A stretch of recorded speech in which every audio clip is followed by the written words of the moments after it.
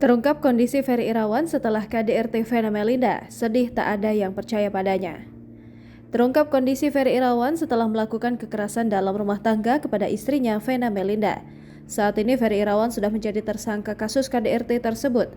Tak hanya itu, Ferry Irawan juga mengaku tak ingin berpisah dengan Vena Melinda. Ferry Irawan ingin memperbaiki rumah tangganya dengan Vena Melinda dibandingkan harus bercerai. Hal itu diungkapkan Elma Teana, sahabat Ferry Irawan sekaligus wanita yang mencomblangkannya dengan Vena Melinda. Walau sedang berhadapan masalah hukum di Polda Jawa Timur, Ferry Irawan mengaku ingin rujuk kembali dengan Vena Melinda. Elma Teana juga mengungkap kondisi Ferry Irawan yang terpukul setelah dilaporkan Vena Melinda.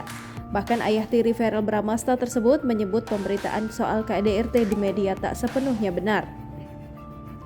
Elma Teana sebagai sahabat keduanya berharap masalah ini bisa diselesaikan dengan kepala dingin. Elma Teana tahu betul Ferry Irawan dan Vena Melinda masih saling mencintai satu sama lain.